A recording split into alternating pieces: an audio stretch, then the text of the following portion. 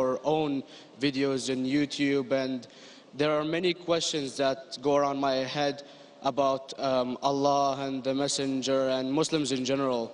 And basically the most important question is, you said in one of your debates or questions that Allah is the creator and He's uncreated.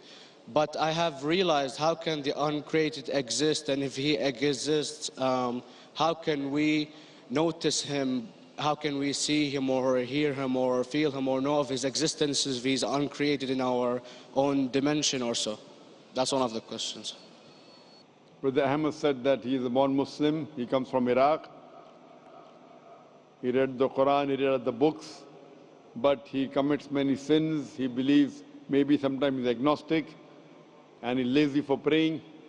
Brother, before I answer your main question, if you do sins and if you're lazy for praying, that does not make you a non-Muslim. As long as you believe that praying is fard, sometimes you miss, it's a sin. It's a major sin that you sometimes don't pray, but that doesn't make you a non-Muslim. If you say praying is not required, then you're doing kufr. But if sometimes you do sin, sometimes minor sin, sometimes major sin, it is haram, it's forbidden, but that does not throw you outside the fold of Islam. There are sometimes waswasa of the shaitan asking you, you're a Muslim, but this is wrong in Islam, this is wrong, and it does deviate the person's mind. At that time, maybe your iman may be low, but these things should not make you consider that you're non-Muslim.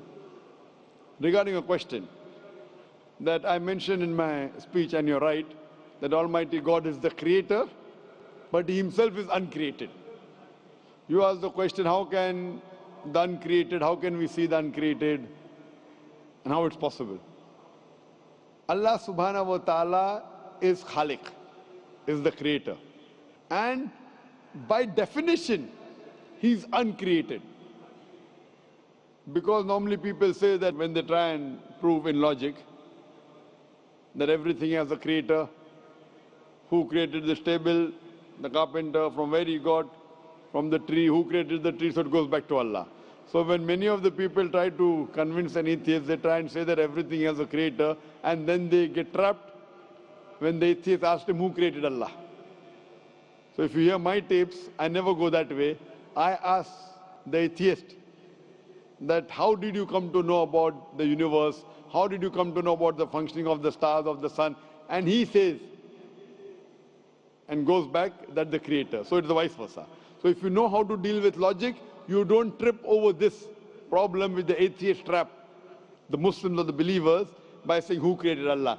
By definition, Allah is uncreated. And if you ask the question, who created Allah? If you have heard my tapes, I give the reply, that suppose a person comes and says that my brother John. Yeah, I know, I saw that, I heard that's funny, but I'm exist if He's uncreated, not that is Allah.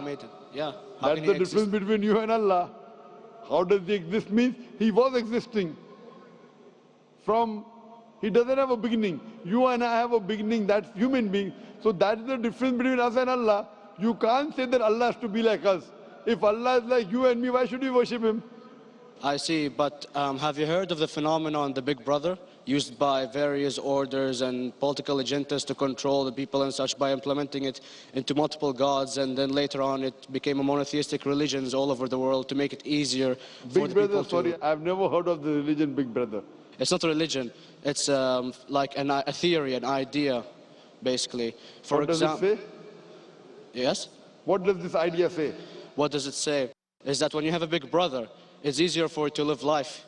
When you have someone watching you the whole time, understanding you the whole time, protecting you the whole time, being with you the whole time, and you can talk to him, although he never talks to you back, maybe in your dreams, due to your mind and such, it's easier for you to live.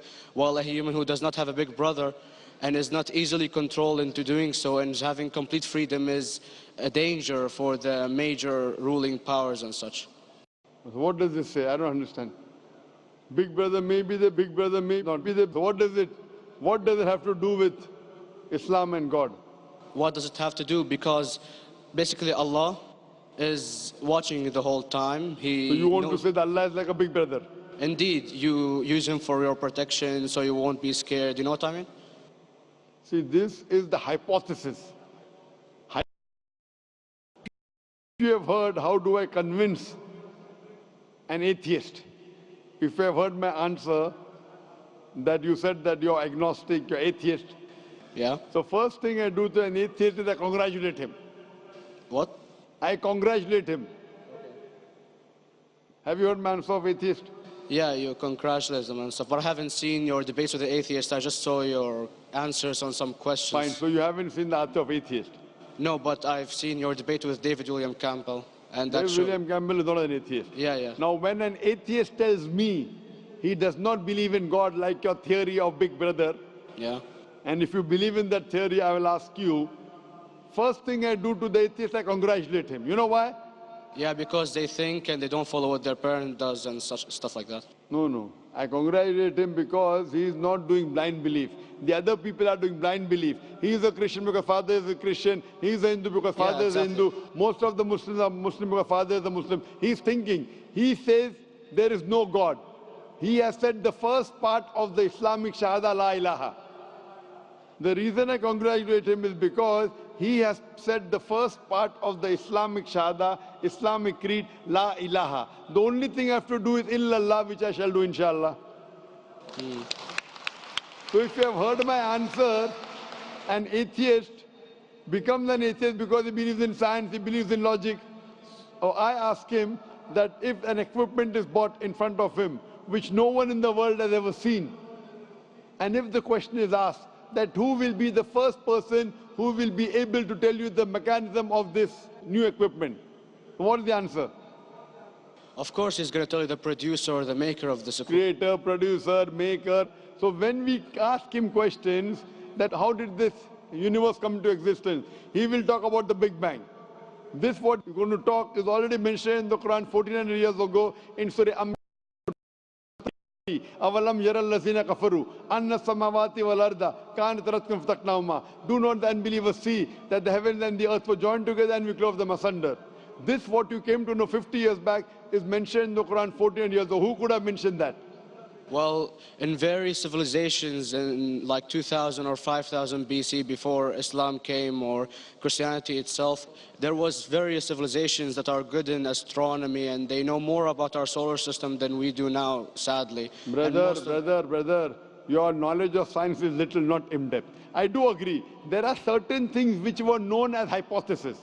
For example, we came to know, we were proved that the earth was spherical in 1577. I know that in 6th century BC, there were Pythagoreans who believed that the earth was spherical. But the same Pythagoreans who believed the earth was spherical also believed that the earth was the center of the universe, which is wrong. You show me one civilization which believes 100% what the Quran has mentioned. I challenge you. What you say, so do you mean to say there was a person who said, okay, this civilization, out of 100 things, these 2 things are right. Out of 100 things, these 5 things are right. Out of this 100, and picked and chose. Who can do that? No one besides the Creator. Even if you know that there were 10 different civilizations, hundreds of civilizations, there is not a single civilization that you know in the past which knew 100% of science what we know today. So where is your logic? Where is your theory? I do know that certain things were hypotheses, which were proved later on. But there is not a single civilization which knows everything what is mentioned in the Quran. So the answer goes back to the original question, who could have collected this in the Quran? Someone 1400 years back, could he do and say, okay, out of these 100 things, these 3 are right. Out of these 100 things, these 2 are right. Out of this, it's not possible. Mathematically, it's not possible. Well, you never gave the idea of extraterrestrials or so. I mean, knowledge is power. And brother, I'm asking you a simple question. We are not come here to have a debate. Yeah. I'm asking you a question. Point out a single civilization to discuss. You can come in the room and discuss. You ask a question, I'm giving you the answer. You gave about old civilization. I told you you're right. But out of 100 things, 98 they were wrong. So I'm asking you, who could have mentioned this in the Quran? You're talking something else now. Yeah, well, I'm asking a simple question, 2 plus 2 equals how much? You're saying, I'm telling you 3 multiplied by 3 is how much? I'm asking a name, you're telling that where do you live? I'm asking a simple question. Name me a single civilization which has everything what was mentioned in the Quran. Do you know of any or not? Yes or no? Well, not everything, of course. Even not 10%. Why? Babylon knows of most of the planets and such. Planet is not the only thing mentioned in the Quran. There are 1,000 things mentioned in the Quran. To say what 1,000 things are mentioned in the Quran, 10% would be equal to 100 things. Did Babylonian civilization knew about 100 things mentioned in the Quran? No, because they You don't have the cannot. They knew 5 or 6 things. In percentage wise, very small. So, of course. Who can be the author of the Quran besides the creator to know what is right, what is wrong? Today, science has established the hypothesis mentioned by Babylonian so many centuries back is today proven. So these were hypotheses in the past, which out of them many have been rejected, some have been accepted. So to collect all which is 100% correct has to be from the creator and no one else. Hope that answers the question. Yeah. Stepped inside.